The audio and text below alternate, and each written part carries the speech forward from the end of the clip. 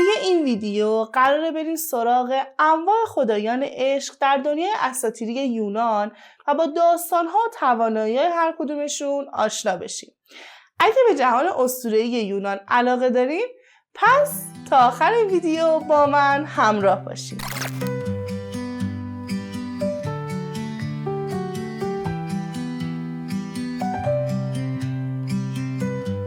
جهان‌های اسطوره‌ای مربوط به هر تمدن معمولاً برای انواع موضوعات مختلف خدایان متنوعی رو هم در باورشون دارن.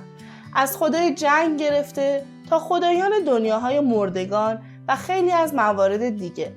همگی از ویژگی‌ها و توانایی‌های منحصر به فردشون در راستای اون لقبی که داشتن استفاده می‌کردن. این وسط خدای عشق رو میشه یکی از پایه ثابت‌های اصلی تمام اسطوره‌شناسی‌های جهان دونست، به خصوص در افسانه‌های یونانی که عشق رو یک موضوع چند مرحله‌ای تفسیر کردن و چندین خدا هم واسه‌اش متصور شدن. وقتی حرف از خدایان عشق در جهان‌های اسطوره‌ای میشه، معمولاً آفرودیت اولین اسمیه که در ذهن‌ها نقش می‌بنده. در واقع محبوبیت بالای دنیای اساطیری یونان باعث شده تا آفرودیت تبدیل به نمادی برای عشق بشه و بسیار مورد استفاده نویسندگان و شاعران قرار بگیره. البته آفرودیت علاوه بر اینکه به عنوان خدای عشق شناخته میشه، القاب دیگه‌ای هم مثل خدای زیبایی، اغواگری، لذت و باروری رو هم داره. از لحاظ ظاهر هم معمولاً اونو به شکل یک دختر زیبا و جوون به تصویر میکشن. در رابطه با شخصیت این خدای یونانی باید بگم جریان یک کم پیچیده است. البته موضوعی که شخصیت آفرودیت رو پیچیده میکنه از مبهم بودن نوع تولدش سرچشمه میگیره.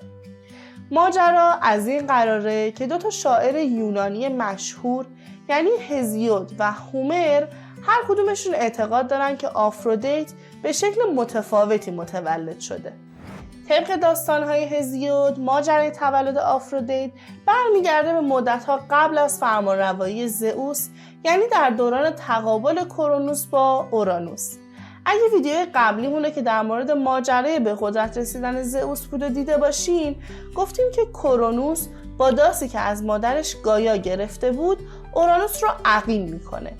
و طبق گفته هزیود، خون حاصل از اورانوس به اقیانوس ریخته میشه و همین اتفاق کف سفید رنگ رو در آب به وجود میاره. در واقع گفته میشه که آفرودیت دقیقاً از این کف به دنیا اومده.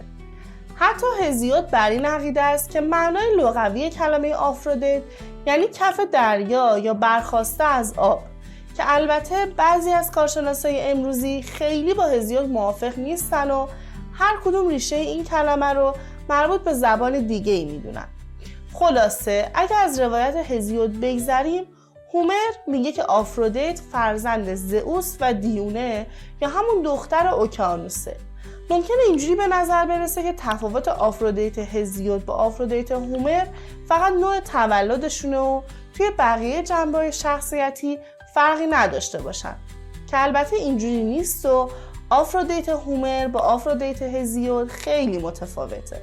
گفتیم که هزیود بر این عقیده است که آفرودیت حاصل خونیه که از اورانوس به کف دریا ریخته، یعنی میشه اونو هم دوره کرونوس دونست. حالا کرونوس کیه؟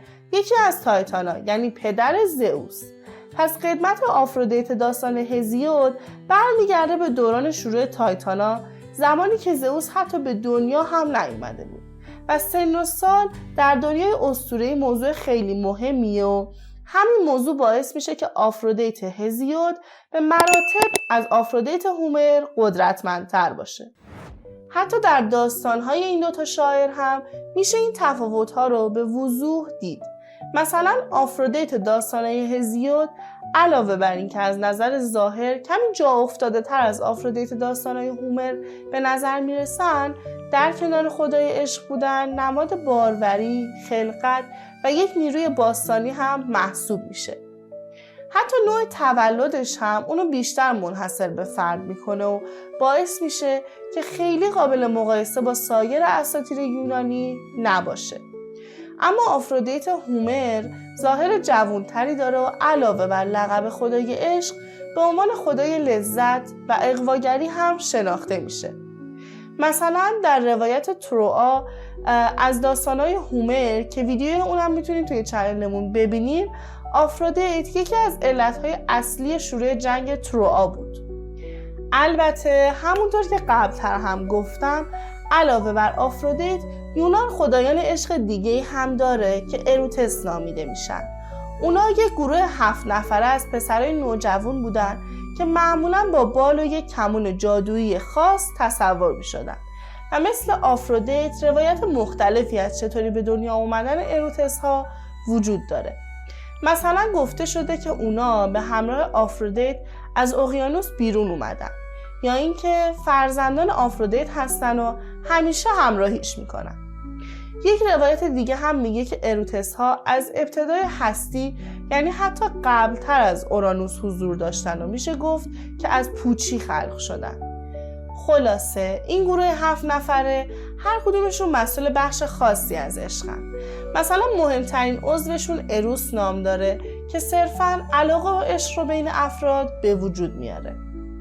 طبق داستان‌ها اروس شخصیتی شاداب و بازیگوش داشته و با شلیک تیر به قلب افراد عشق رو به وجود می آورده. اما برعکس اروس، عضو دوم این گروه یعنی آنتروس کمی جدی‌تر تصور می شد، چون آنتروس مسئول حفظ عشق دو طرف است و روی این موضوع که هر دو طرف عاشق باشن نظارت داره. یعنی اگه در رابطه فقط یه نفر عاشق باشه و اون ارتباط رو بشه عشق یک طرف خطاب کرد، آنتروس وارد عمل میشه و فرد عاشق رو مجازات میکنه. احتمالا واسهتون سوال شده که چرا باید فرد عاشق به جای کسی که عشق خودش رو دریغ کرده مجازات بشه؟ و جواب این سوال رو میشه در باور مردمان یونان باستان پیدا کرد. یونانی ها اعتقاد داشتن که عشق یک نیروی مقدسه که نباید بیهوده و اشتباه خرج بشه. اگه کسی عشقش رو صرف یک رابطه یک طرفه کنه، یعنی از این نیرو و فرصت الهی به درستی استفاده نکرده. پس آنتروس فرد عاشق رو با الغای حس افسردگی، شرمساری، خشم یا از بین بردن عشق درونش مجازات میکنه. و خدای بعدی که میشه سومین عضو از این گروه با نام هیمروس شناخته میشه. اون مسئول شعله‌ور کردن عشق و آتش بسیار زیادی رو برای به هم رسوندن عشاق ایجاد میکنه. و در مورد هیمروس میشه گفت که اون یک شخصیت شیرین و دوست داشتنی داره. و اما پوتوس که طبق شمارش ما میشه خدای 4م، یک نسخه غم انگیز از هیمروس محسوب میشه، چون اون خدای عشق دلتنگیه. وقتی دو تا عاشق به هر دلیلی از هم دور میشن، پوتوس احساس غم و دلتنگی شدیدی رو بهشون منتقل میکنه. از نظر شخصیتی هم اون از مابقی خدایان اروتس غم انگیزتر به نظر میرسه. هدیلوگوس به عنوان 5مین عضو از این گروه خدای حرفای عاشقانه است.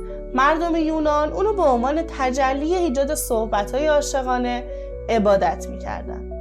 و خدای بعدی رو میشه که از عجیب‌ترین اعضای گروه اروتس ها حساب کرد. هرمافرودیت 6مین عضو از این گروه ابتدا ظاهری شبیه به بقیه داشت و یک پسر نوجوان زیبا بوده. ماجرا از جایی شروع میشه که سالماسیس یکی از حوری‌ها شدیداً عاشق هرمافرودیت میشه.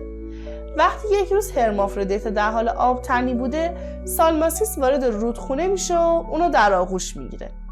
همون موقع اونا از خدایان رده بالای یونان میخوان که با هم یکی بشن و بالاخره به هم برسن. اما خب کاری که خدایان انجام میدن اینه که اونا رو واقعاً با هم یکی میکنن. یعنی هرمافرودیت در کنار شخصیت مردانه‌ای که داشته، از اون به بعد به عنوان یک زن هم محسوب میشده. وقتی هرمافرودیت چنین اتفاقی واسش میفته، از خدایان درخواست دیگه‌ای میکنه و میخواد تا هر مردی که از اون به بعد درون اون رودخونه شنا میکنه مردانگی خودش رو از دست بده، که خب این درخواستش هم توسط خدایان اجابت میشه. و در نهایت میرسیم به هارمونیوس، هفتمین و آخرین عضو از گروه خدایان عشق یونان. میشه گفت که هارمونیوس ناشناخته ترین عضو از گروه اروتس ها محسوب میشه. در داستان‌های اسطوره‌ای به ندرت بهش اشاره شده. در واقع اطلاعات زیادی از هارمونیوس در دسترس نیست و همینقدر گفته شده که اون مسئول پایداری رابطه‌های عاشقانه است. یعنی هر جا که روابط به شکاف و جدایی کشیده میشه، هارمونیوس با قدرت خودش از جدایی عشاق جلوگیری میکنه. و در نظر داشته باشین که هارمونیوس و هارمونی دو تا شخصیت کاملا مجزا هستن. در واقع انقدر از هارمونیوس اطلاعات کمه که گاهی به خاطر تشابه اسمی با هارمونی ایزدبانو هماهنگی و هارمونی اشتباه گرفته میشه. و این بود ویدیوی ما از خدایان عشق یونان. اگه از ویدیو خوشتون اومده، لایک و کامنت و سابسکرایب فراموشتون نشه. زنگوله نوتیفیکیشن هم حتما فعال کنین تا اولین نفری باشین که میاین و ویدیو جدیدمون رو میبینین. مرسی که تا اینجا ویدیو با من همراه بودین. تا ویدیوی تاریخی افسانه بعدی مواظب خودتون باشین.